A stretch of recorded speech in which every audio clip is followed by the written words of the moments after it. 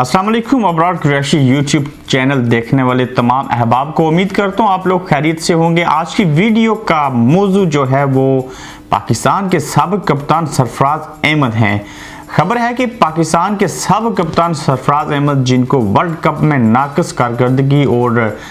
हार के बावजूद, और जब वर्ल्ड कप से टीम बाहर हुई तो उसी के साथ ही जहां पे कोच और बाकी लोग फारिग हुए, वहीं से सरफराज अहमद को भी कप्तानी से हाथ धोना पड़ा। ड्यूरिंग द वर्ल्ड कप काफ़ी सारी चीज़ें थी कि शायद कुछ जो प्लेयर्स हैं वो सरफराज अहमद को बतौर कैप्टन नहीं देखना चाहते, जैसे हसन अली और सरफराज अहमद के बारे में कहा जा सकता था कि इनके दरमियान शायद कुछ चपकलिश है, जिसके बायस हसन अली बेशतर मैचेस भी ना खेल सके और ग्रुपिंग की बातें हो रही थी टीम के अंदर। पाकिस्तान वर्ल्ड की टीम जब वर्ल्ड कप से बाहर हुई तो सरफराज अहमद कप्तानी से बाहर हो गए थे। अब बाबर आजम, मोहम्मद हफीज और उनके साथ इमाद वसीम का नाम आया था वनडे और T20 की कैप्टनसी के लिए। इसके अलावा टेस्ट की कप्तानी के लिए अजहर अली जो हैं उनका नाम था कि शायद अजहर अली जो हैं वो टेस्ट टीम के कैप्टन हो सकते हैं, जबकि बाबर आजम का नाम भी था वनडे के लिए। अब देखना यह है कि सरफराज अहमद क्या एक मरतबा फिर से पाकिस्तान क्रिकेट टीम जो टेस्ट क्रिकेट है, टेस्ट टीम के कप्तान बन सकते हैं? बिल्कुल बन सकते हैं। अब सरफराज अहमद और जो अजहर अली हैं उनके दरमियान मुकाबला होगा टेस्ट की कैप्टनसी के लिए, और मेरे ख्याल से सरफराज अहमद के ज़्यादा इम्कानात हैं कि जो टेस्ट की टीम है उसका कैप्टन सरफराज अहमद को बनाया जाए। जबकि श्रीलंका की टीम के अगेंस्ट जो ओडीआई वनडे मैचेस और टेस्ट सीरीज से कबल ओडीआई मैचेस हैं उसमें वनडे के कैप्टन का भी तयन हो जाएगा, और जो भी वनडे का कैप्टन होगा वो साथ में T20 की टीम को भी लीड करेगा। चूंकि आगे T20 वर्ल्ड कप भी आ रहा है तो उससे कबल पाकिस्तान को वनडे और T20 के लिए एक मुस्तकिल कैप्टन चाहिए, जहां पे पाकिस्तान क्रिकेट बोर्ड के अंदर बाकी मैनेजमेंट के अंदर तब्दीलियां होंगी, जिसमें बॉलिंग कोच, हेड कोच और बैटिंग कोच वगैरह लोग शामिल होंगे। वहीं पे वनडे और T20 के कैप्टन और टेस्ट कैप्टन को भी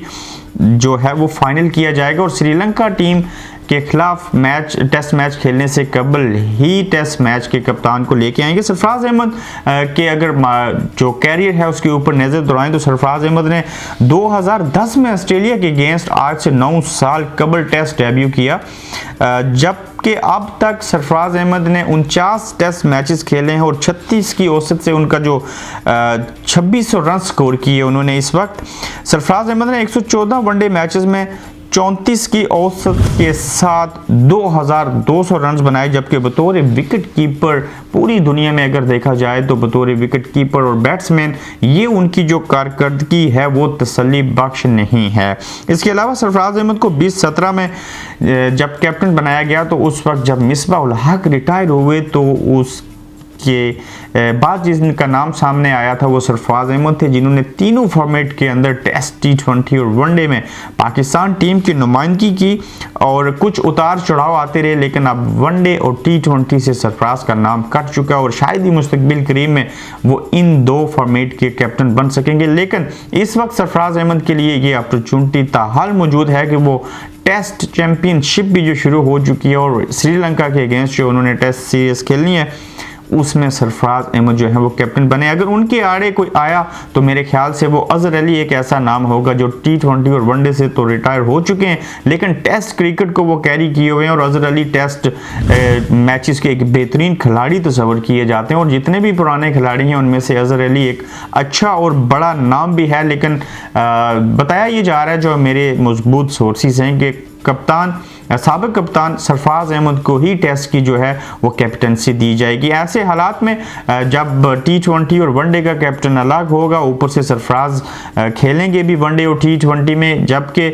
कप्तानी के लिए जो टेस्ट सीरीज होंगी वो सरफराज को रखा गया, और मेरे ख्याल से ये एक अच्छा फैसला होगा कि सरफराज अहमद को टेस्ट का कम से कम कप्तान बना दिया जाए। तो देखते हैं क्या फैसला होता है। हमारी बातें किस हद तक कारामद और दुरुस्त साबित होती हैं। आप भी अपनी राय का इजहार ज़रूर कीजिए जैसे आप अक्सर करते हैं, और हमारी कोशिश होगी कि आपकी आरा को भी सामने रखते हुए बात की जाए, ताकि हम देख सकेंगे पाकिस्तान